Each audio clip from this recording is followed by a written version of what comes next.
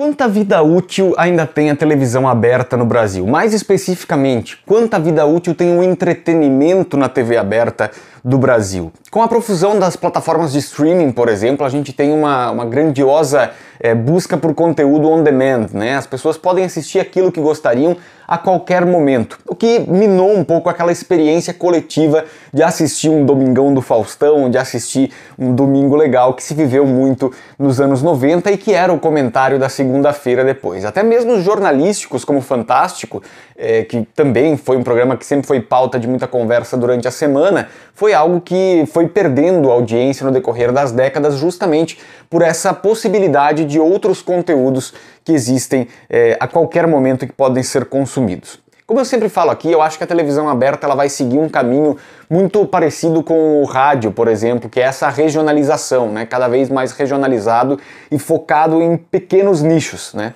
Não sei se com a estrutura que tem hoje, provavelmente com menos estrutura, a gente vê a Globo, que é a maior produtora do país de entretenimento, de dramaturgia, de jornalismo, enxugando as suas equipes também, mandando repórteres para a rua sozinhos, só com a câmera mesmo, porque são novos tempos dentro disso. É claro que a tecnologia avançou muito e por isso a mão de obra também traz menos pessoas que são necessárias para grandes transmissões ou para fazer pelo menos entradas ao vivo, esse tipo de coisa, câmeras robô que fazem diversas operações ali a qualquer momento com precisão. Então tem muita coisa que envolve esse enxugamento da estrutura da televisão nos últimos anos, mas principalmente eu acho que o on demand tem criado essa situação de ter um entretenimento a qualquer momento, né?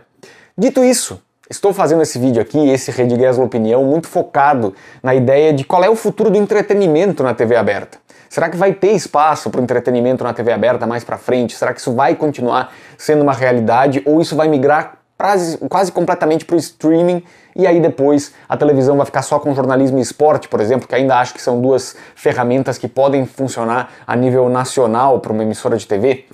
Acho que essa reflexão me veio muito forte para falar hoje sobre isso por conta de ter visto essa semana o Faustão na Band sem Faustão.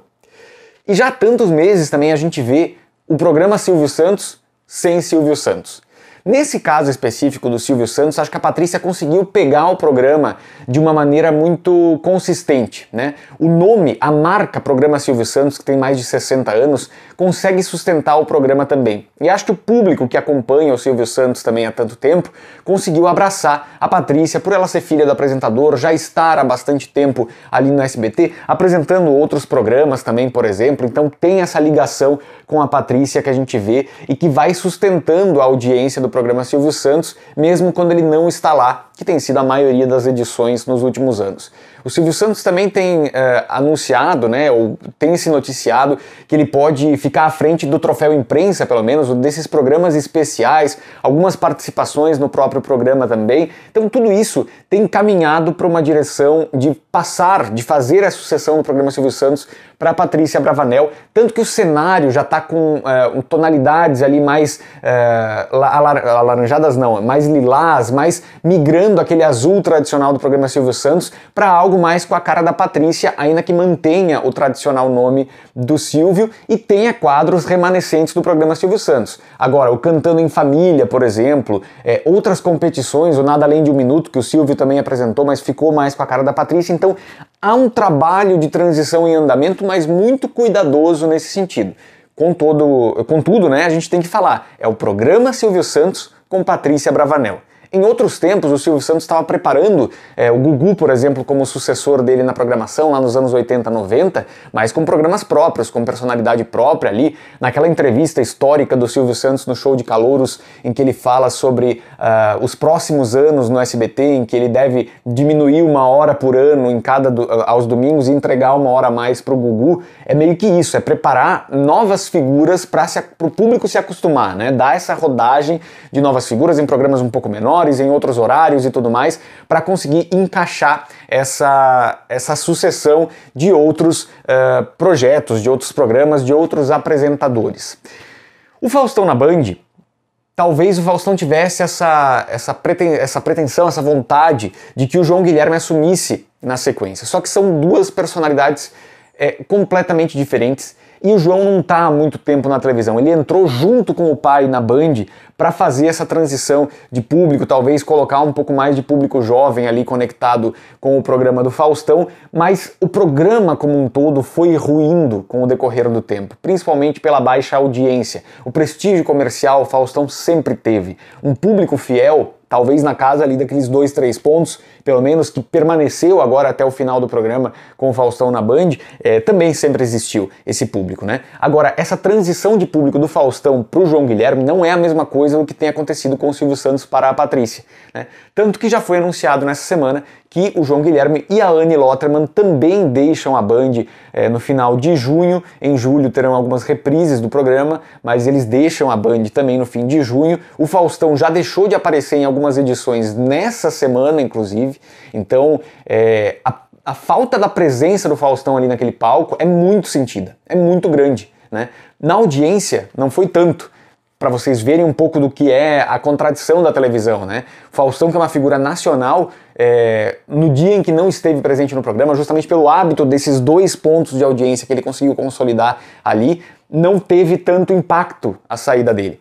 Agora, existe também uma preocupação com o que vem pela frente. Foi anunciado também durante a semana que Zeca Camargo e Glenda Kozlovski assumiriam esse horário das 8h30 da noite, porque a Band pretende continuar investindo em entretenimento nessa faixa das 8h30, inaugurada pelo Faustão, e que há que se dizer que o Faustão disse nessa semana para o Notícias da TV que ele pegou um horário complicado e deixou um legado que dava traço para 3,5 pontos.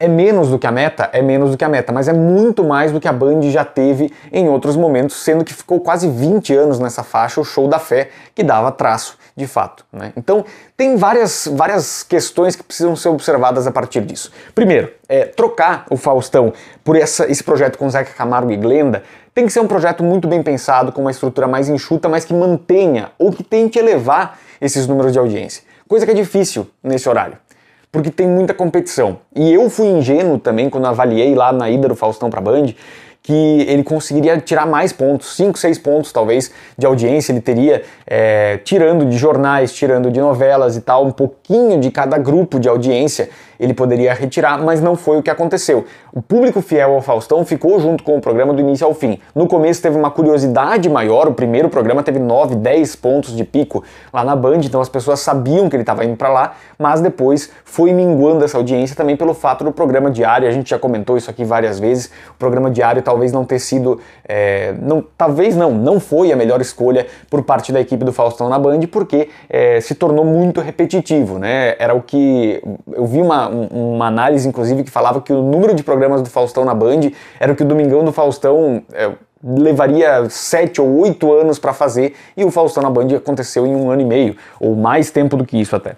Bom, de toda forma, a gente tem então a Band pensando em investir nesse horário das 8h30, o Flávio Rico deu essa notícia de que seria Zeca Camargo e Glenda nesse horário das 8h30, o Flávio Rico não costuma dar notícias que ele não tenha muitas checagens, né? Ele tem muita tradição em notícias certeiras, mas o Zeca Camargo logo depois pediu para que ele trouxesse a informação de que ele não estava informado disso. Então é uma desorganização interna também em alguns momentos de ter uma informação concreta de um lado, mas talvez não ter nem comunicado direito os apresentadores. Enfim, é um novo tempo de televisão, né? A gente não está formando novos apresentadores. A gente está tendo apresentadores que já têm muito tempo de história, mas ao mesmo tempo não está conseguindo renovar esse público e nem renovar esse apresentador de televisão. Em algumas tentativas que foram feitas também de trazer youtubers, por exemplo, para a televisão, o programa minguou, os programas minguaram ou não conseguiram transferir a audiência. A Rede TV tenta fazer muito isso, né? Mas não tem funcionado direito. O que mostra um pouco esse andar mais cambaleante da TV, que é uma lástima pra gente que gosta desse veículo, que gosta dessa tradição de assistir televisão, né? Mas eu acho que é uma realidade que vai se aproximando e acho que é importante a gente discutir e entender qual é que vai ser o papel da televisão mais pra frente. Ouvi o Rodrigo Faro essa semana também no Podpah, eu quero falar um pouco mais sobre esse episódio e acho que é importante falar sobre isso. O Rodrigo entende muito de televisão. É um cara que está muito entranhado na televisão desde criança. E ele tem encontrado muitas dificuldades de vencer a Eliana ou de oferecer um conteúdo para o público que engaje. Talvez porque o público esteja menor, talvez porque o perfil da Record não permita ele fazer grandes inovações, talvez uma série de talvez, né? Então, tô eu aqui comentando, sendo que não tenho uma vivência interna de televisão, mas as pessoas que estão dentro da televisão há muito tempo, mesmo aqueles que olham para a internet, olham para fora e tudo mais, mas estão fora da Globo, o caso do Rodrigo Faro, tem dificuldade de implantar novidades, de trazer o público de volta. O Luciano Huck tem feito muito isso, de tentar integrar a internet. Funciona em parte, mas também ele está num canhão que é a Globo. E por isso conseguiu também trazer talvez esse público de fora e aumentar um pouco as médias do Domingão com relação ao que o Faustão vinha entregando. Mas também a gente tem que contar com o canhão Rede Globo de televisão, que ainda é a emissora mais assistida do Brasil. E disparadamente na frente das outras, né? Mas enfim, acho que são várias questões complexas que a gente tem e que cada vez mais esse debate vai se fazer presente, tá certo? Coloca aqui embaixo o teu comentário, o que você pensa sobre essa situação toda da televisão no Brasil, e a gente segue conversando aqui no Rede Gesla Opinião. Um abraço para vocês e até a próxima. Valeu!